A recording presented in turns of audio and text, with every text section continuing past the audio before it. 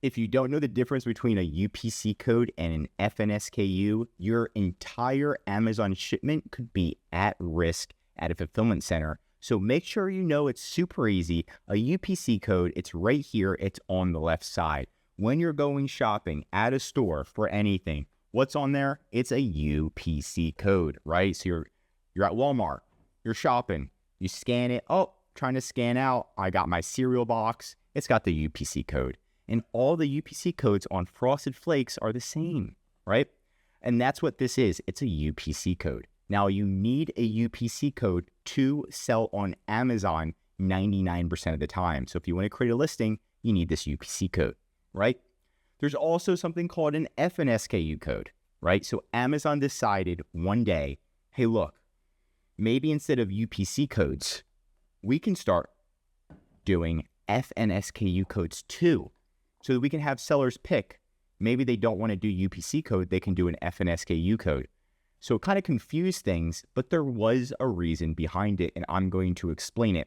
But again, UPC code, it's everywhere. It's universal. FNSKU code, it's something Amazon made up, but it is a barcode at the end of the day.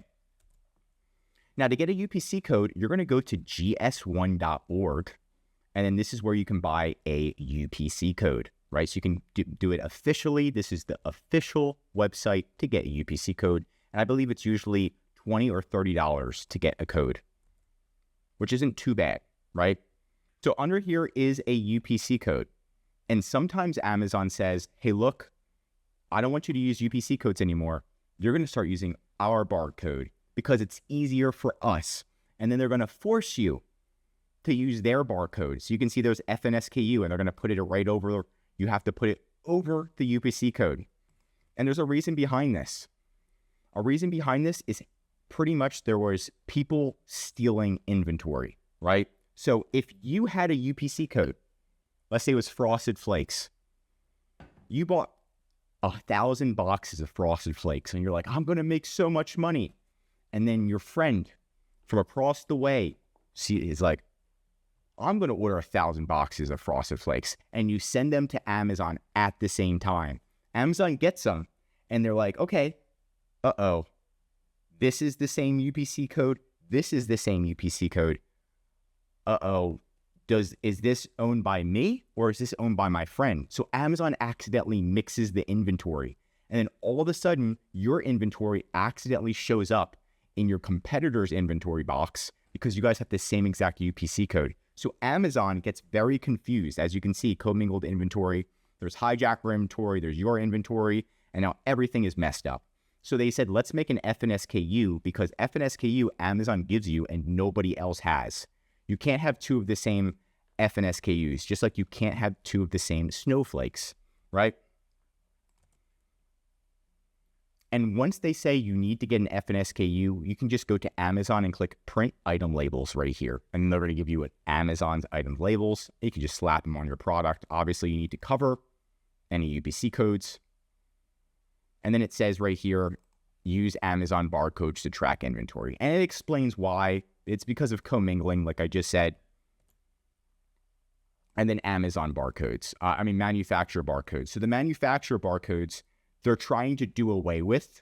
You have to have a UPC code to actually create the listing, but they don't want you to keep using this. So what's going to happen over time is your sales are going to increase, and then one day Amazon's going to say, hey, we've decided no more manufacturer barcode for you. You're going to be like, what? Now I have to do. So be prepared. Always think ahead, right? And you can see right here, somebody's using a UPC code, and then Amazon's labeling it. This is an FNSKU code right here because it has it has the letter B as in boy. And then we can see a UPC code here too. And Amazon scanning UPC.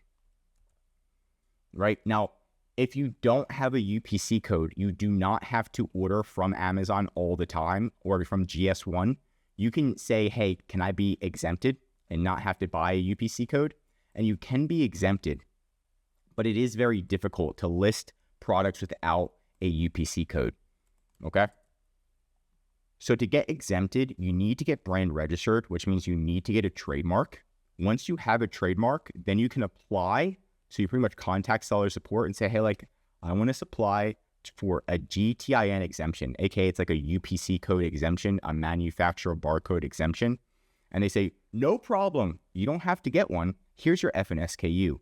But it is very difficult to do. So just keep that in mind. A lot of the times it's easier and better long-term just to buy a GS1 barcode for 20 bucks and then go along your way.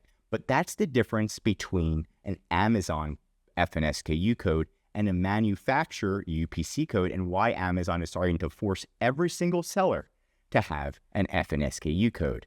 They've been messing up. It happens. Amazon should have told us ahead of time, but it is what it is.